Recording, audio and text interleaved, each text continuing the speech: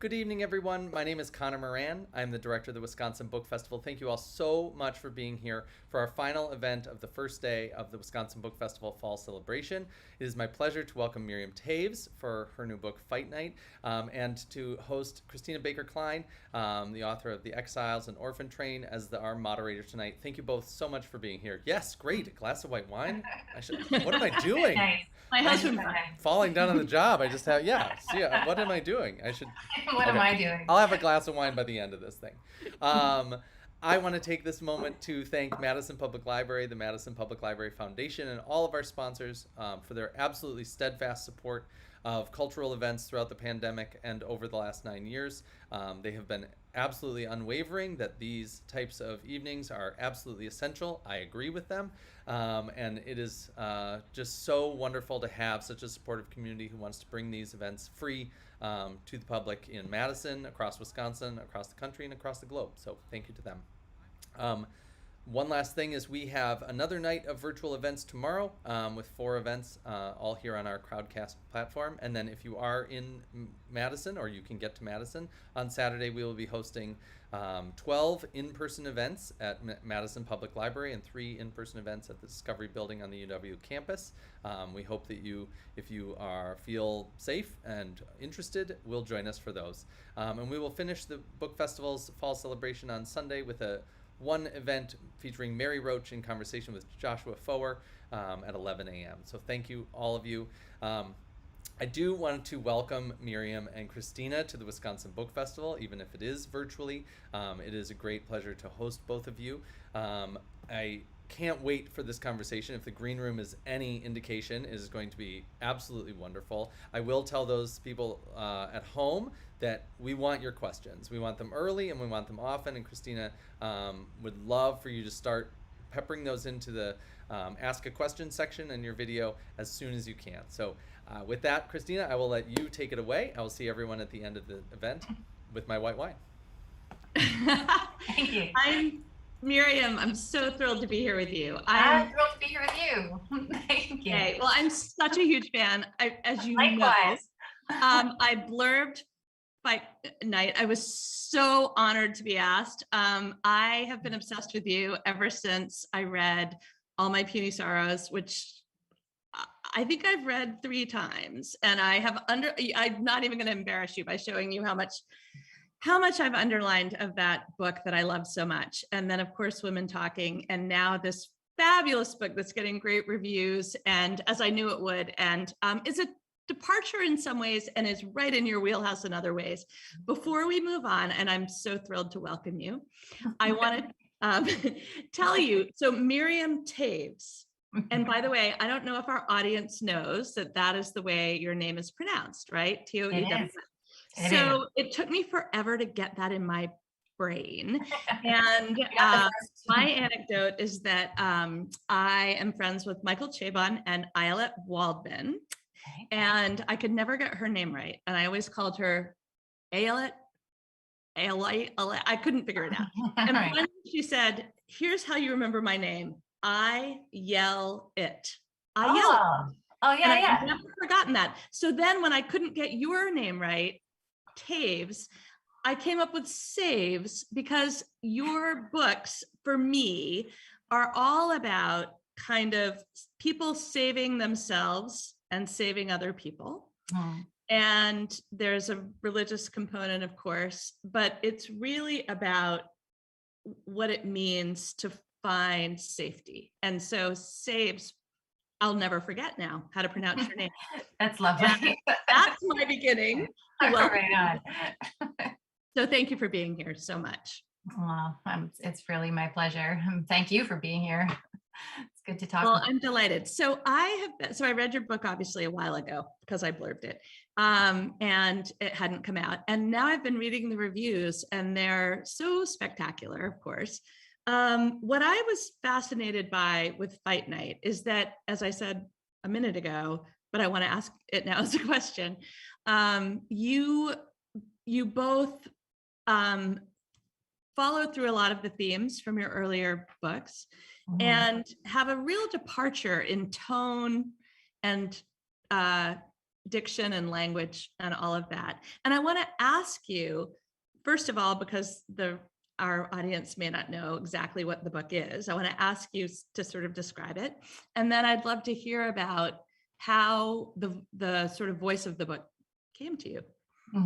Yeah, it's true. I mean, when I gave this book to my editor, after I had finished, she said, "Oh yeah, this would be exactly the book that you would write after women talking." And because sorry. I was just saying, what did she mean by that? Yeah, exactly. Because I was wondering about that too, because I had thought that, Fight Night was a real departure from women talking. Women talking was, a very intense experience, writing it, and and I think reading it as well. And and I mean, hopefully reading Fight Night is an intense, so somewhat intense experience, or at least a stimulating experience. But Fight Night, was just, I needed to kind of get out of the confined space that was women talking, that loft, and holding the women's pain, and these were real women who, the book was inspired by real women, the attacks on real women in Bolivia, and having held that inside of myself for so long while I was writing, not to mention the pain that they themselves experienced and hold inside of themselves, it was just something that I needed to kind of move far away from, as far as I possibly could. But at the same time, I'm going to write what I write, and there of course are, I only have X number of themes that I circle around all the time anyway. And so it's, in a sense, I think what my editor was saying is that Fight Night is kind of, you could think of it as the women from the loft in Women Talking, the idea of these women leaving the loft and and leaving and freeing themselves, and kind of liberating themselves, moving to the city, moving away from the attackers, and moving away from that controlled, that culture of control within the colony. So for that reason, it was kind of a joy to write this book, to write Fight Night. It was I felt a kind of exuberance when I was writing it, and I think that it's there in the book as well, with the kind of constant, maybe not constant, but movement of the characters, of Swiv and her grandma and her mom. They're sort of kind of constantly moving around, and but they're also talking just like the women in Women Talking. They're talking about their lives. They're talking about what it is to be female, in this world, and particularly from that certain, those certain circumstances and that they come from, which is that patriarchal, religious, fundamentalist community.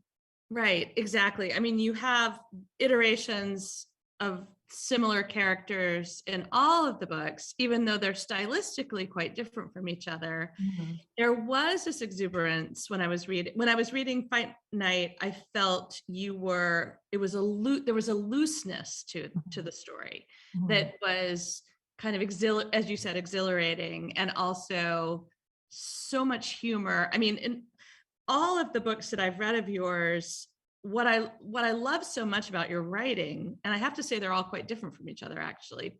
All My Puny Sorrows, Women Talking, and Fight Night. I'm pointing over my shoulder. What they have in common is that they have some similar themes and similar people, mm-hmm. actually. Definitely, yeah. But what is so different, obviously, is the stylistic stuff. But the biggest thing is that you find humor in all three books. You find, I would say, especially in All My Puny Sorrows, it's completely dark humor, of course, and Fight Night. But it's so, I don't know if funny is the word. There's such dark humor. Mm-hmm. Where does that come from for you? Mm-hmm. Because to me, that's a saving grace of the books, that you're dealing with incredibly weighty subjects, but mm-hmm. you've got this deep vein of humor. Well, it's not a conscious thing. It's not, it's not something that sort of consciously set down, okay, before I write, okay, this is going to be a funny book, or I'm going to, but I think it's just a question of how I perceive the world around me as a comic place, as a tragic place, and life being both of those things, comic and tragic. I mean, it's alienating and absurd and ridiculous, and but also, beautiful, painful. Yeah.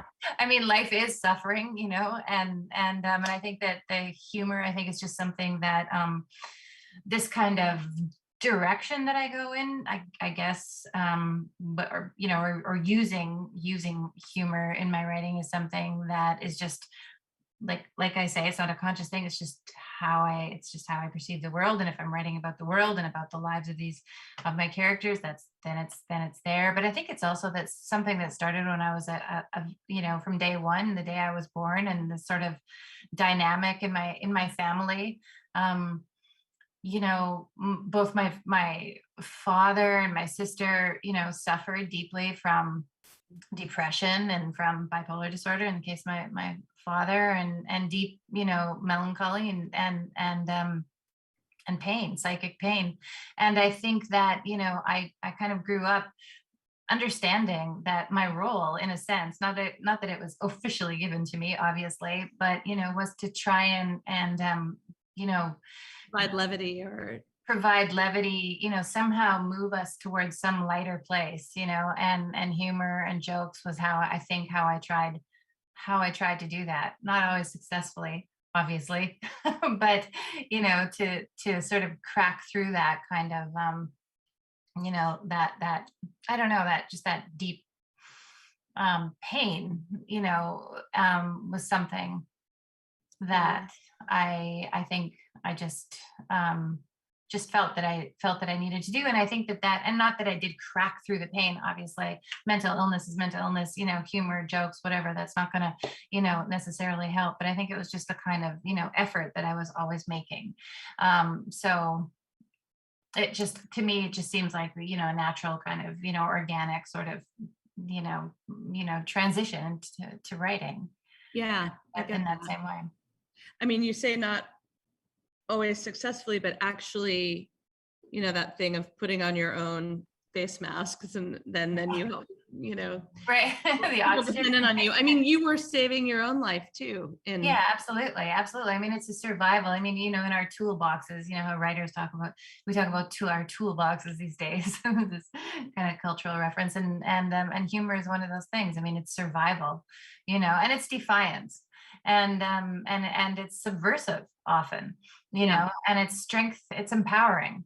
And the ability, or at least the desire to make fun of hypocrisy, of self-righteousness, of power. I mean, that's something that I grew up with too, sort of constantly, like this idea of throwing stones, at the castle walls, the sort of this fundamentalist authoritarian culture that I grew up in, this patriarchal community that I grew up in. It was just kind of, it became a required survival skill to be able to make jokes about, the regime, in a sense. Yeah, I mean, you kind of find your people when in that adversity. You find the people who you can have the secret looks with. I mean, in America, well, here we are. One of the I said I wasn't going to talk about Trump. Here I am. Go ahead. One of the interesting things about that whole period was that you found, you kind of identified the people, you found your people. Yeah, and you find your people. There was a lot of dark humor in that. And I think, in writ large, that was sort of an interesting period. God knows if we've left it behind, but it's fascinating to think about the coping mechanisms that people, came up with on as I said, on a different scale, but understandably, I'm talking also what you are. Can we step back for a quick second though? And I would love for you to describe this new novel, because I think a bunch of people haven't, it's just come out. I should do that. It's always so hard for me to describe, even though it's been out for a while. So it's so hard for me to describe the work. Fight Night it's basically a letter, written by Swiv, the 9-year-old narrator, to her missing father, her father who's taken off, and she doesn't know where he is. She doesn't know if anybody else knows where he is, and she's writing. She's writing about her life.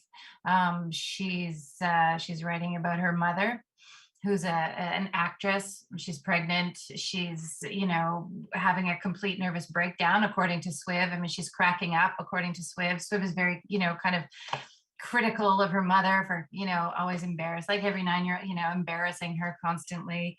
And just freaking out, and she's worried about her mother too, and in a deep way she's worried about her mother possibly killing herself like other members of the family, and this is something that Swiv is anxious about. And Swiv is also writing about her grandmother, who is old and rather fragile, and sort of been tasked with taking care of Swiv while Swiv's mother goes off to rehearse and to act and to do her work, and it's kind of their adventures. The book is about mostly about their adventures, and it's sort of a short period of time, just a few weeks, really, in their lives. And Swift gives assignments to her mother and to her grandmother to also write letters, and and in that way we can find out a little bit more about what the characters of Swiv's mother and grandmother, and what they're up against, and the sort of the painful experiences, the tragedies that they've endured and that they've lived through, and that are now making Swiv, she's 9 years old, so she's still a kid. She doesn't know necessarily exactly what's going on, but she has ideas and she has questions and she's anxious. She's a funny kid, but she's troubled, and particularly, about the possible, imminent death of her grandmother, who's so Right. unhealthy, and whether her mom's gonna completely lose her mind and kill herself, and and if her father's ever going to come back, and will she be left alone in the world. So that's kind of, I guess, sort of more or less what it's about. Yeah. That doesn't really, that says something, but it doesn't get enough. That's great. I was wondering, as you were beginning the book, where did the idea of the letters come in, the epistolary form? How did that develop for you? I mean, I've always wanted to write an epistolary novel, and I've tried and I've failed, and it's just never really worked out. And so I guess I thought I would try again. And this time, it seemed to, have some purchase and take hold. And I think the letters, again, because of the unreliable narrator of the 9-year-old, it was necessary, I felt, to have Swiv's mother and grandmother also write letters, just so that we would know more. There's Swiv can tell us a lot about these two women in her life, but not everything, because she doesn't know everything, and she's 9, and so the letters helped, I feel, the reader to understand kind of what's really going on with mom and grandma. Was there any point when you were working on the book that you felt constrained by the perspective of a 9-year-old?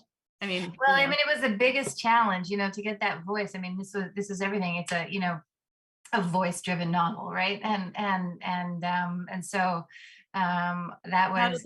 How did that develop? Did it happen over time, or did you have it right away when you started? I had tried. I always read, I don't know about you, but I always have false starts. I always start too soon. I get too, eager and impatient, and I think, I'm going to begin. I've taken notes long enough. I've thought about this long enough. Now it's time to start. But it never is. I'm always wrong. I always start too soon. Like, out of the gates, whatever that is, I'd be, kicked out of the race, because the starting block. And so problem. It's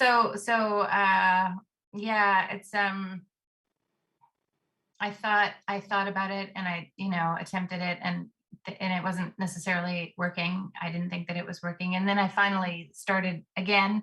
And then, and then it seemed to just kind of, her voice, Swiv's voice seemed to just kind of take off, as though, maybe you're familiar, like with the, so that you're following it, Yeah. in a sense, even though, you're the writer, it's, you're just kind of, you're kind of going with it. And that's that feeling. It's hard to explain, but it's almost, it's When a real, palpable feeling. It's sort of when you're in it. You're in it. Yeah, you're in it, and you're kind of obliged to go with it. And so, I wanted to make sure that Swiv was believable and authentic. She's precocious, of course, but she and I wanted it to be funny. I wanted her to go to these dark places, obviously, because there are so many in her life and in her family's lives. But to sort of to go in and then to come out again, so that the pacing and the tone and that kind of rhythm of, of light and dark, maybe it was a little bit of a shadow show in a sense. And Swiv is, at the helm. I've always loved 9-year-olds. It's such an interesting age because they're really aware of the world around them, and there's still an innocence, but there's also this profound irreverence and maturity that can be misleading. You sort of think they're mature, more mature than they are actually. And I have 3 boys, and when they were 9, I took each of them on a trip, and it was just the perfect age to travel with a kid, because their observation is so heightened and they don't hate you yet or think you're stupid. And it's a very interesting, I love that you chose that age. And that was, that was a conscious thing. I mean, I remember being 8 and thinking that, okay, I've got this, this life, that's great. This town, this place, my family, my school, I just felt like, the world's my oyster. I've got it. No problem. Just carefree. I was so carefree. I thought everything was fantastic, and that I was in control of my world, and that the world was my, and then I turned 9 and something just like a switch went off in my head, and suddenly, I had a little bit of that, but in moments, but I had so many questions suddenly, I was thinking, what's going on in this town? What's going on with my family? What's going on with me, in my head, my body? What's happening to people? Like, what is, what's really going on? But you're still only 9, so you have this stuff, but you don't really go towards it in a big way. You just want to play. In retrospect, you're so, it's true. I have several favorite ages. 8 was one of them. And I remember being 8 and thinking, this is the perfect age. I love being 8. I loved that it was an infinite symbol. I loved everything about the number 8, and I loved being 8. And I remember being 23 and thinking, this is the perfect age. There were certain ages along the way. 37 was another one. I've passed all those landmarks by, but you're absolutely right. And there is something about 9 that's more about sort of an awakening, that the world is big and complicated. And of course, Swiv is horrified by all this. Her grandma is, loves every nook and cranny, as she has Swiv puts it, of the body and bodily functions and sex and earthiness and nudity and whatever, and fluids, and Swiv, of course, is horrified by all of this, and the fact that her mom is pregnant. Disgusting to her. Sorry. No, sorry. Keep going. Sorry. I was just saying the fact that her mother is pregnant, her mother's older, pregnant, who's the father, and all of this stuff just kind of horrifies Swiv. I love that. All right. Well, speaking of that, we have a question. And by the way, audience, Miriam and I welcome your questions. Yes. And anything you have to ask, I will interject as we go.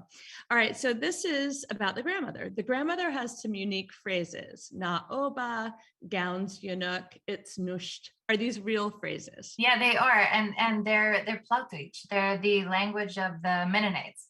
So I'm a Mennonite. So that's, that's the first language, my mother's first language, for instance, the first language that I learned. It's an unwritten language. So every time I use it, I have to kind of just, make it up phonetically. And so yeah, na oba, hiet exai, gaunsinuch and junges, all those words that, my mother peppers her conversations with. So I threw in there. I actually didn't know that. It's unwritten completely? It's an unwritten language, and now there's a dictionary. A few people have tried to create dictionaries, and but yeah, it's an unwritten language, and so it's Plautdietsch, Plautdeutsch, or Plautdeutsch, depending on what Mennonite community you're from, and it's Low German. So a lot of people say that it sounds like Yiddish. So there's that kind of, I don't know, it comes from the same, kind of part of the world, Eastern Europe. And is that where you And do your own children know some of it too?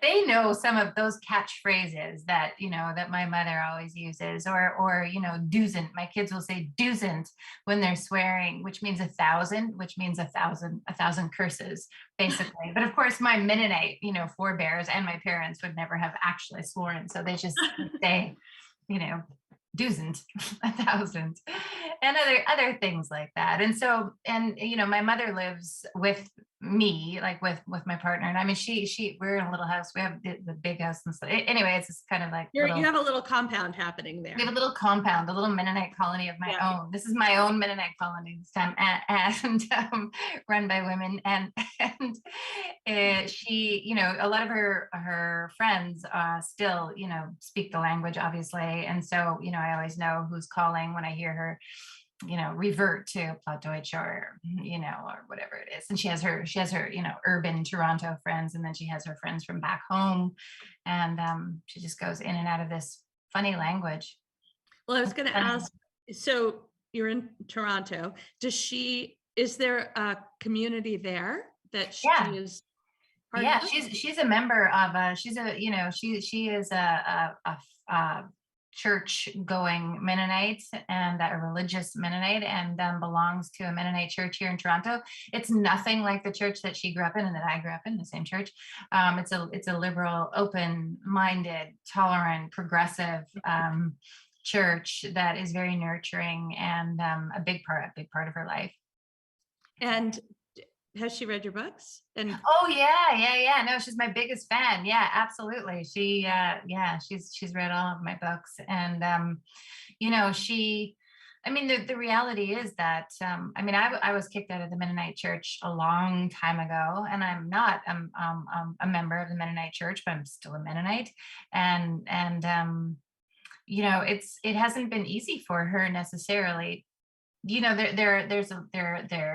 a lot of criticism coming from some, parts of the Mennonite community, the, broader Mennonite community. I get a lot of support as well, but, there's also hatred, as she would put it.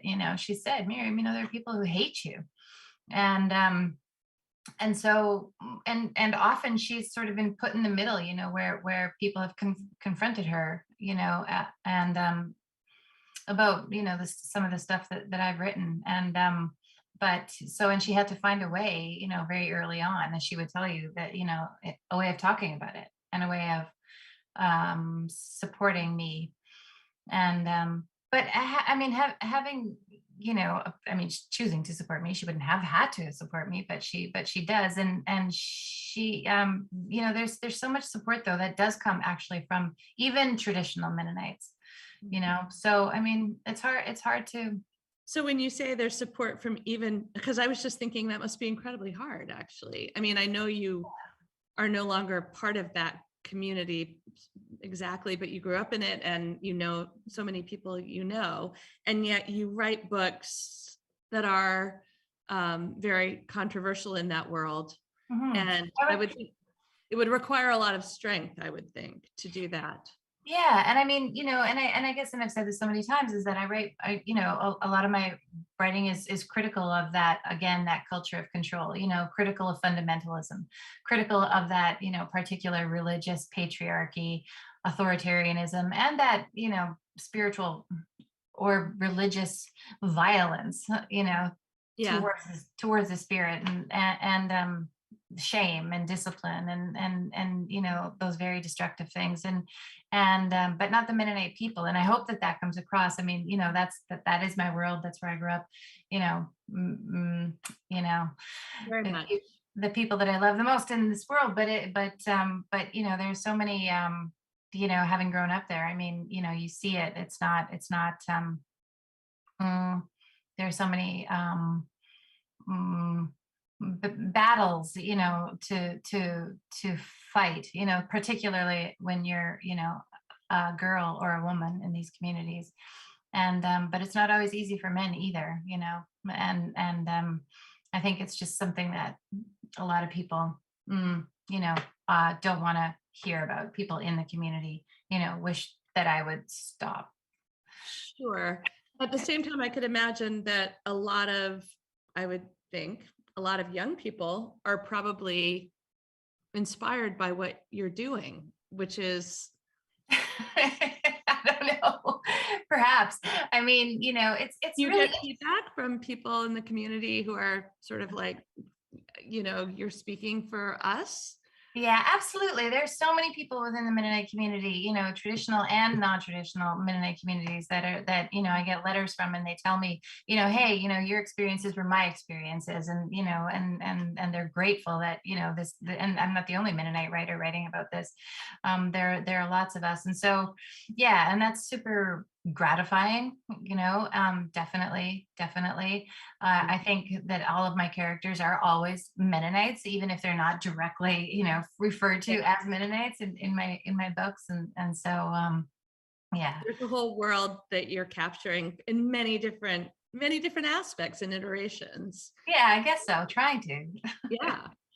Okay. Speaking of which, I know we discussed this before we got started, but I hope you'll maybe read a little bit, a tiny Yeah, bit. sure. I'll just read a little bit from just maybe just the very beginning, right? Yeah, it's nice that you have wine. I should have had wine. It's, it's 10 o'clock here. I'm on the East Coast, so it's close to bedtime. So you just, yeah, enjoy. Okay, so this is the very beginning, and Swiv is writing her letter. Dear Dad, how are you? I was expelled. Have you ever heard of choice time? That's my favorite class. I do choice time at the Take Apart Center, which is the place in our classroom where we put on safety goggles and take things apart. It's a bit dangerous. The first half of the class, we take things apart, and then Madam rings a bell, which means it's the second half of the class, and we're supposed to put things back together. It doesn't make sense because it takes way longer to put things back together than take them apart.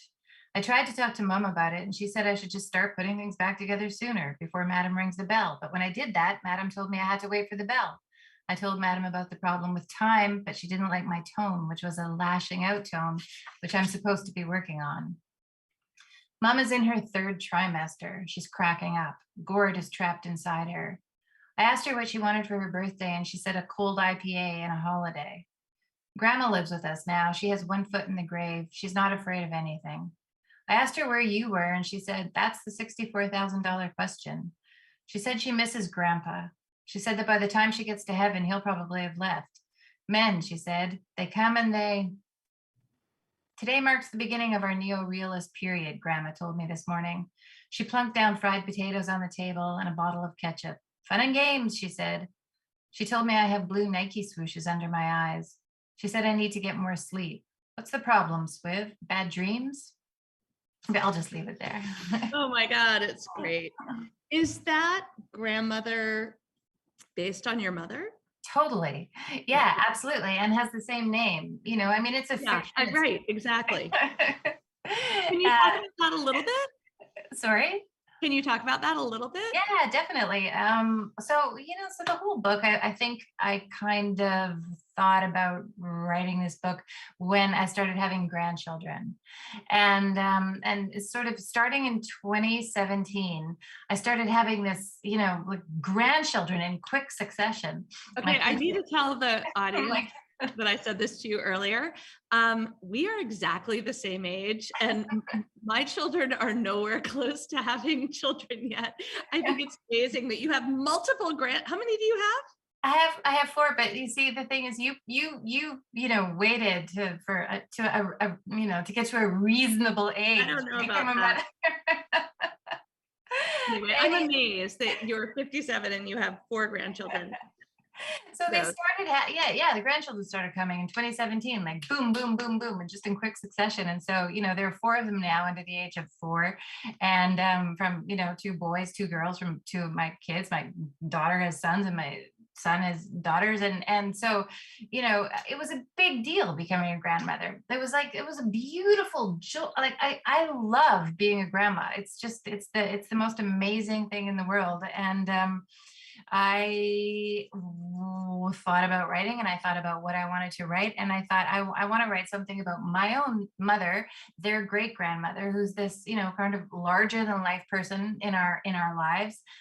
Just this kind of source of joy and resilience, and the stuff that she has suffered through and experienced and lost, and her attitude, her love for us all, and her, she's this rock in our lives. And I wanted to write about her because, I mean, she's old. She's 86, and probably isn't going to live, for a lot longer, and they're not going to know her, really, not necessarily. And so, so can I just get the compound straight here? So you're in one house with your partner. Yeah, there are 4 generations. Yes. Okay.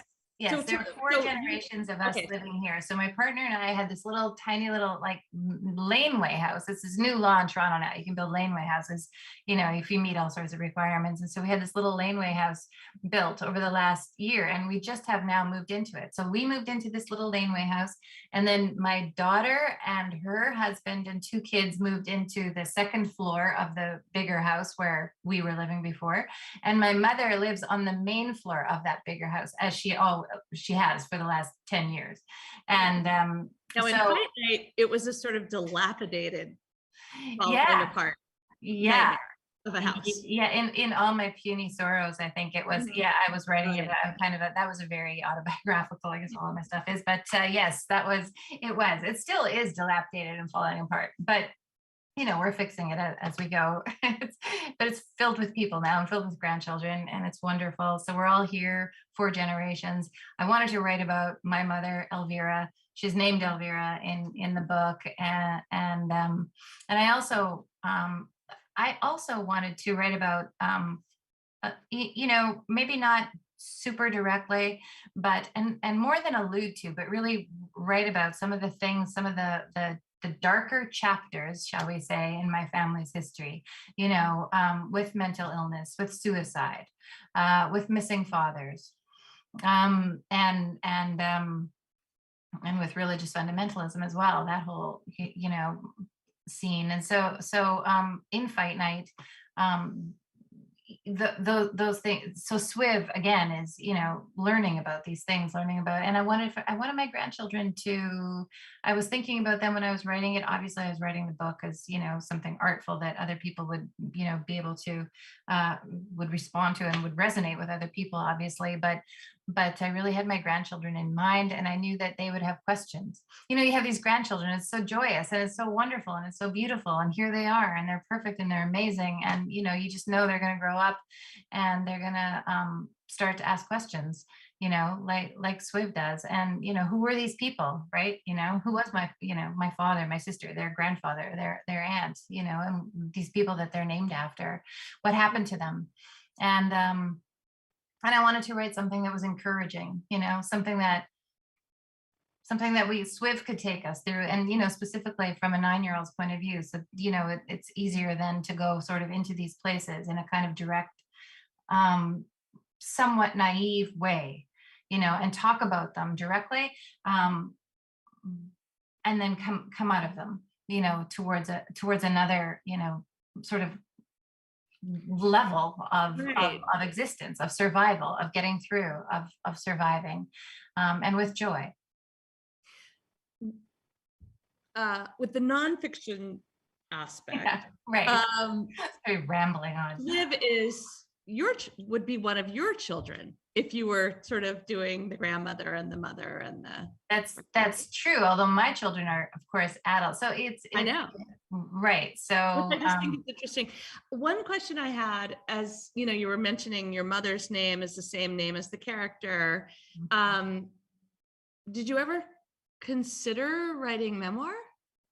I did. I have kind of, sort of a little bit, and Why then didn't you? I don't know. I just feel that fiction, you have that freedom to make stuff up. It's a way I felt. For me, it's just something. It's just I'm just drawn to fiction. I guess, to the freedom of that, of being able to create characters, to create scenes, that somehow hold up a different type of, Yeah. truth, reality.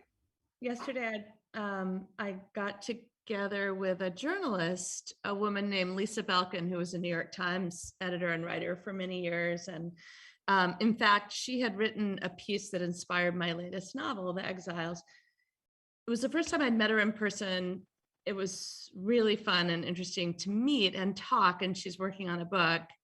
And one of the things we were discussing is she doesn't understand the impulse to write fiction at all. It's never appealed to her. It doesn't mean anything to her. She doesn't know why anyone would want to make things up. And I thought that is true. A lot of people don't. And when you were just talking, and as I read your work, and especially when you read multiple books of yours and you see characters sort of coming back, I do wonder, would you write memoir?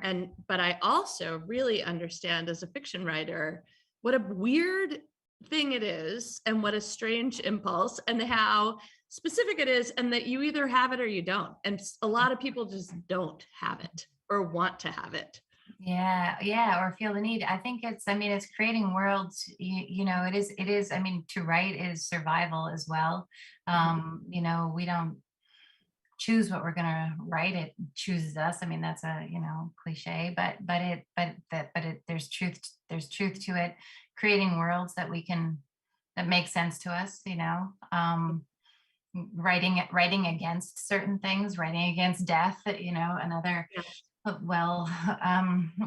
worn truism, and writing against the chaos, the senselessness, the pain, the tragedy, all of those things of life. And fiction gives it. I think for me. It just gives you that ability to create, taking all of that stuff, but creating a different world, one that you're managing in a sense. Yeah, I get that. Your subject matter is weighty in these books, and when you're writing, do you feel the weight of that, or is it a different thing?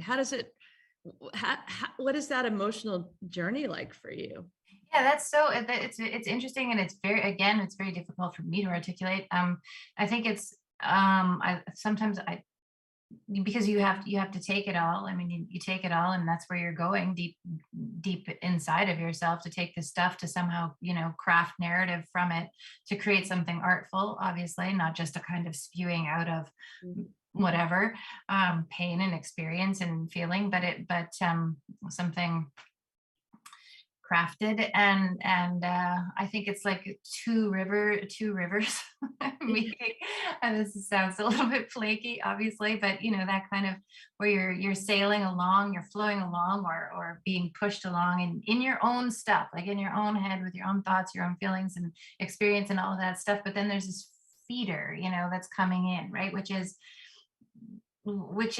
the act of writing, like the and again, it's a little bit mysterious, that alchemy or whatever it is, however you want to describe it, of taking some of the stuff and then taking it out and, you know, reshaping it, and then putting it, and then taking it out and reshaping it. So it's almost like a physical, although it's not obviously physical, it's happening inside, but, you know, of moving in one direction and out again, and back in and out again, with a rhythm, to create a rhythm or something like that, to create something different from what you're in.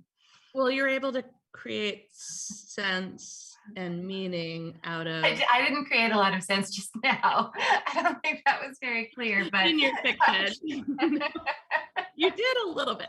No, but in your fiction, you do. That's what you do. You're creating sense and meaning out of the raw events. Yeah, and such chaos. Of chaos, right? The chaos of life, and so much trauma. I mean, part of it is making sense of trauma that you do so beautifully in all of these books. You're able to take us through it without it feeling like a chore, feeling like a gift, because there's so much to be gained by going through that process. And again, humor leavens that. Yeah, and it's moving backwards, because you have to move backwards. You have to look at the stuff. You have to move backwards in your life, you know, if it's traumatic or whatever it is, the stuff that you're using and you're writing, and the questions that you have that you're, you know, attempting to not answer. Obviously, we can never answer these questions, but at least to sort of circle around. You know, so you're moving backwards, which is dangerous all the time, right? You know, particularly when, you know, with trauma. But you have to, in a sense, and then you're taking it and moving forward, you know, so it's a little bit back and then forward in a big way, and then back, and just kind of opening the, you know, door, I don't know, so that you don't get overwhelmed. Right. By going backward, because it's important to move forward. You think you'll, I get it, actually. Do you think you'll keep mining this material? Will you know, have you thought about your next book, or maybe you've already started? I don't know, but I thought a little bit about my next book. And, you know, I think the reality is that we have our stuff, and there are, you know, there are themes in my work that I feel as though I will always circle around and around and around, trying to get, you know, trying to make sense, some type of sense. Never fully, of course. I mean, every attempt, every writing, every artistic attempt, I feel is a type of failure, in a sense, right? I mean, but we try, you know, we try to get closer to some kind of understanding, some truth, some you know, representation of human life, with and what it means, try to find meaning. But so I think that, you know, part of why I write and why others write is that, I mean, I'm trying to, you know, I'm trying to create that, but probably will never quite succeed. So I have to continue to go back to the same source over and over and over and over again. Just call it something else every time. When you finish a book and you're, you know, there it is on the shelf. Do you, I always get like the side wrong. Yeah, I know. Do you think I would like to revisit, or do you ever feel like I want to go back in and do it and edit it, do something else, add something, take something out? Never. No, I never ever do. I want it to be behind me and away, and I want to move on to the next and to the next. Do you reread your old books, or not old? You know, no, you're just, you're done. You're moving. Yeah. Do you? I mean, I actually, when I wrote the novel Orphan Train, I had, there's one thing that happened that, because that book was fairly widely read, I got hundreds of letters about this one thing that happened that people were so angry about. And I said to my editor, I feel like if I just added a chapter, it would. Yeah. And she was like, you're in it. That's never going to happen. And then a few years later, they brought out a special edition and they were like, knock yourself out. And I wrote the chapter and I re-edited the entire book because I couldn't help myself at that point. And so there's a new edition. I don't know. I mean, amazing. Yeah. I mean, I probably should do things. I should. You shouldn't. I mean, I'm not sure I would it's have a to good be idea. I don't know. I'm of two minds. Now people write and say it was subtle. It was more subtle in the earlier version. So I don't know. Anyway, okay, we have a bunch of questions and we're running out of time. So I'm going to quickly. That's because I ramble on stupidly about rivers you're and amazing. forwards and backwards. I want to hear every word you have to say. But we've got some fabulous questions. Okay, here we go. What is your process for creating unique voices for different characters? This is from Alex J. I sometimes think that it's not so much a question of writing my characters or writing about my characters, but really becoming my characters, like just fully inhabiting that mind. So in a sense for Fight Night, really becoming Swiv, like really going, just becoming Swiv, becoming this 9-year-old girl who's anxious, who's troubled, who's kind of funny, who's got the kind of bravado that she's vulnerable, all of these things. And then establishing that kind of voice, that tone, and then staying with it. And of course there are challenges with that because it means that you can't say certain things that you might want to say, or, present the reader with certain information that you feel that you need to, because you have to stay with the voice. And if you pull out of that voice, it'll be obvious. It'll just, the readers will see, oh, this is the author, attempting to, sort of tag onto the voice or, attach to the voice this other information. But, so I think we have to be careful about that. But yeah, I think it really is playing a role. Was it hard to become that 9-year-old? Like, were there any, I think there are probably a lot of writers and aspiring writers listening. Yeah, it was yes and no. I guess, I try because my writing is, so much of it is, sort of, it's a fictionalized version of really the world that I live in and the people that I know, all the people that I know. And I try to remember what I was like as a 9-year-old, or my daughter or my son, or, various other 9-year-olds that I know. But it wasn't as hard as some other voices. I think it was a joyful, again there was a joyful exuberance. I just enjoyed getting to work every day, and in a sense becoming Swiv. I mean, obviously, it was very important and a real relief to stop being Swiv at the end of my writing but it was fun, but always of course with that proviso of needing to make sure that her anxiety, her troubledness, her pain, her inner life was also somehow there for the reader to see. That's one thing I want people to take away who haven't read the book yet. It's just a really irrepressible voice. It's a propulsive story, and the voice of Swiv is so compelling. She's so fully inhabited and feels real and irreverent and naive, but also wise. And you just captured that, which is so much fun to read. Okay, next question. Where is back home for your mother and your characters? This is from Judith Utevsky. Yeah, that's Manitoba. That's the prairies, specifically a small town called Steinbach, Manitoba. It's a Mennonite community. It was the first Mennonite settlement in Western Canada, Russian Mennonites.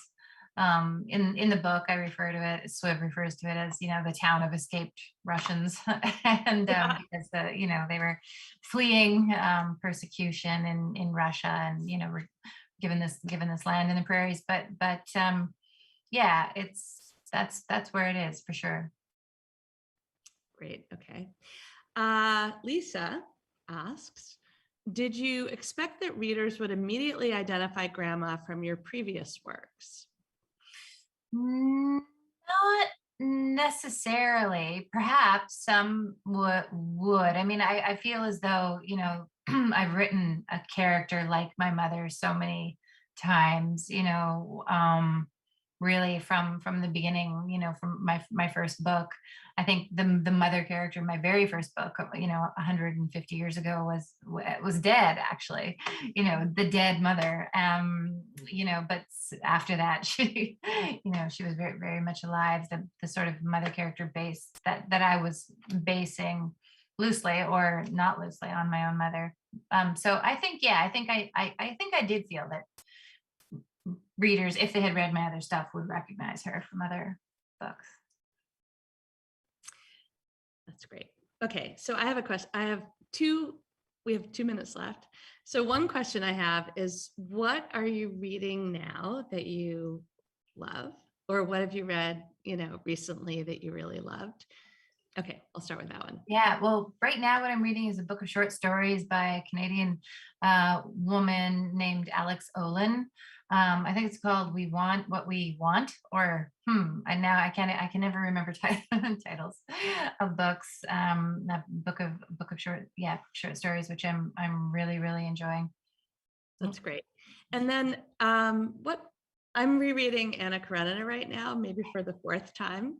I'm in a group of writers who are reading together, and it's been really great. We did, a lot of Edith Wharton, and we've done, a lot of Henry James. It's sort of all the stuff from, Flaubert.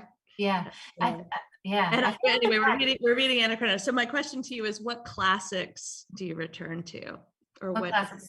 Yeah, the classics that I return to. I love Flaubert as well.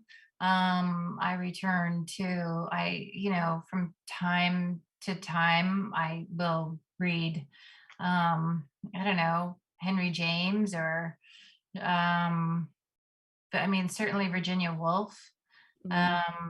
But going what are back, your favorite Virginia Woolf novels? sorry? What do you like of Virginia Woolf? What are Virginia Woolf, I mean, her intelligence and her writer's diary too. That's obviously not considered a classic. I mean, it's a diary. Maybe it's classic. Sure, why not? It's classic. Yeah, but it's just phenomenal. I mean, her writing is the language is so rich, and the meaning, and the layers of meaning, and her personal, what's the word? I mean, I guess her anxiousness, her anxiety, about society, about life, about war, about being alive, about being human, about being a woman, and how she distills that all into this kind of tone that's so ferocious and poignant and complex, beautiful. It's smart. Yeah. Yeah. Complex. That's great. Complex. Well, it's been an hour. I guess we have to go in a minute. I have a million more questions for you, but let me just ask you this one question while we're sitting here and Connor hasn't come back and kicked us. Where did Connor go? I know, but I'm thrilled. So Fight Night, talk about the title a little bit. Fight Night. So Fight Night refers specifically to, there's this kind of monologue that, that grandma, she tells Swiv a story. She realizes that Swiv needs something. Swiv needs to hear the truth about her mother, about what happened to her mother. And so grandma tells her this story. And in that monologue, Swiv is recording her with her cell phone. She refers to Fight Night, these certain circumstances of her mother's life, and but it's also it's a title that I actually was met with some resistance, with it. Why? From certain editors. Well, people thought, oh, this, people are going to think Fight Club, right? Or it's kind of masculine sounding, or and I had to fight for Fight Night. Yeah. I thought that the fact that it rhymes, it kind of it's something that a 9-year-old would say, and also it's the idea of night, the idea of a fight, the end of a fight. I mean, the night, the putting it to bed, darkness, Yeah. fade to black scene. And yeah, I guess it has different kind of connotations. I love that. And I think it works perfectly with the cover, the illustration of the cover. Yeah. Can you talk about that? Did you have any say in that? They sent me, Bloomsbury sent me some of the, and immediately I just loved it. There were a few variations of this, but I love, the kid's face and just the whole kind of punk. It reminds me of, a lot of the, punk posters from bands when I was growing up. Right. Yeah. 80s. Yeah. It's just it jumps out at you. It definitely jumps out at you. Oh, okay. I have another question here. Okay. Okay. I guess we're just continuing for a minute. This is never going to end. It's Groundhog Day. You know what? We're going to do this question. And if Connor doesn't come back, I will close us out. All right. So can you speak to this quote from a personal point of view and from your point of view as a writer? Quote, "It doesn't matter what words you use in life. It's not going to prevent you from suffering." Yeah. Is that your quote? Yeah, something that Swiv says. Yeah. Mm-hmm. Yeah. I guess I feel, and I think in so much of my writing and so many of my books, the idea, this futility, the sense of futility that comes over me when I think of writing, even though writing for me is as necessary as oxygen. I need to write to make sense of things. I need to write to stay sane. I need to write to survive. I need to write to stay mentally well. But at the same time, I'm always struck by, the kind of futility of words. They're just words. Books can't save us. Books can save us. This constant, whatever the word is. And I just, it's that, yeah. And it's true, we're all going to suffer. It doesn't matter what beautiful language we use to describe it. It's still pain. But we try. And I think that it does reduce a little bit, it takes the edge off, right? When we can get that word as writers, how it is, when we get that word, when we get that sentence, when we get, the language, I mean, it's just,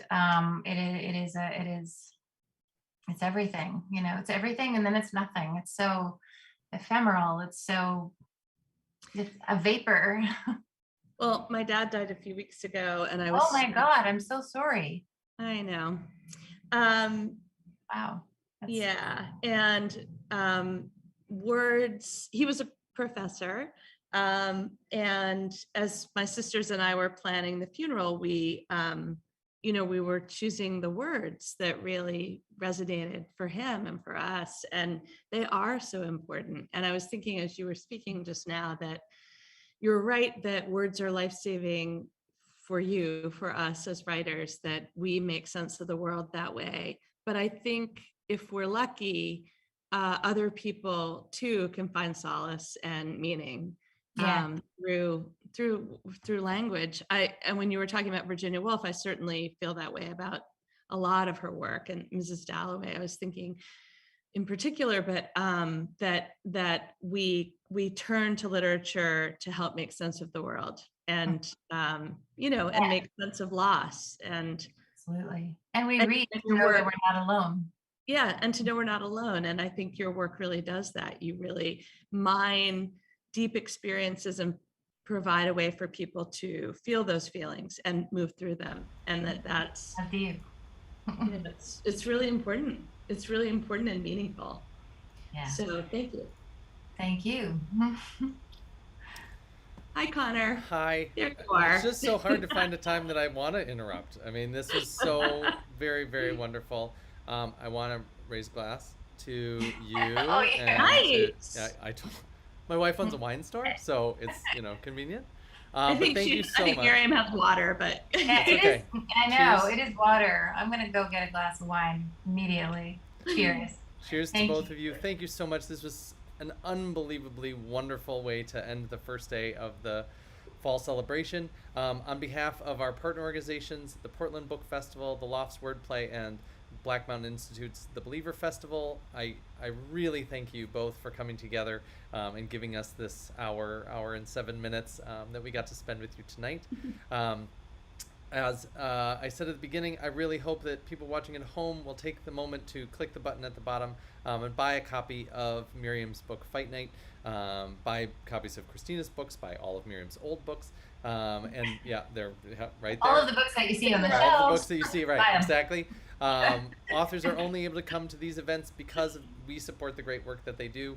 I know that you all know that. I say it every time, but please, please, please buy a book. And please come back for more virtual events tomorrow night or some in-person events on Saturday, virtual events on Sunday. I really appreciate it. This has been the great first day of this year's Wisconsin Book Festival. Thank you all so much. Have a great night. Bye. And thank you, Miriam. It was lovely. Thank you, Christina. Yeah, thank you so much, both of you. Thanks.